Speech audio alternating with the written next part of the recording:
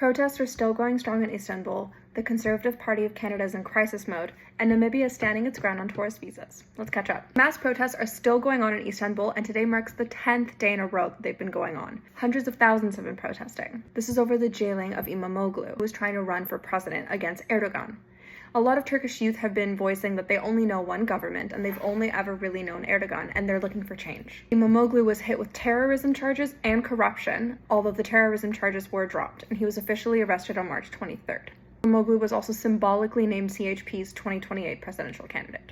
Over in Trump's America and Carney's Canada, they finally had a talk. Mark Carney said that it was a cordial call with Trump, and apparently they got along just fine. Trump says he respects Canada's sovereignty, however, there still is tariffs on autos, steel, and aluminum that don't seem to be going anywhere. Carney insists that supply management and Canadian culture protections are off the table for negotiations. And over in the Conservative Party of Canada, they're in a bit of crisis mode. Senior Conservatives think Poilievre's campaign is flopping and he needs a full reset, and Trump's re-election shook things up because Poilievre's old campaign messaging around taxes, housing, crime, it's not relevant anymore. Polls are also not looking great for them. Liberals are up at 42%, Conservatives projected at 36%, NDP at 10%.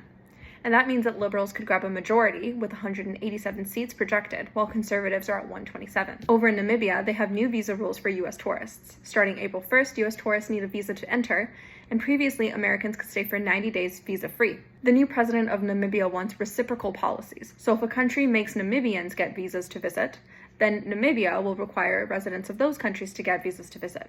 There's 31 countries that are affected, including the US and the UK. Namibia also had 800,000 visitors in 2023. All they want is to balance diplomacy and tourism.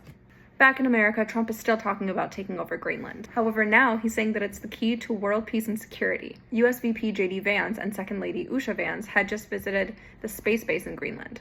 The US wants Greenland because it's loaded with natural resources and it's a hot geopolitical spot, as China and Russia have their eye on it as well. Greenland leaders are obviously pissed. 4 of the 5 major political parties teamed up to resist US pressure, and the only reason the 5th didn't is because they didn't like the timelining of it. Now I want to hear your thoughts. Do you agree with the reciprocal policies that Namibia is putting in place? Let me know your thoughts in the comments below, and as always, I'll catch you in tomorrow's update.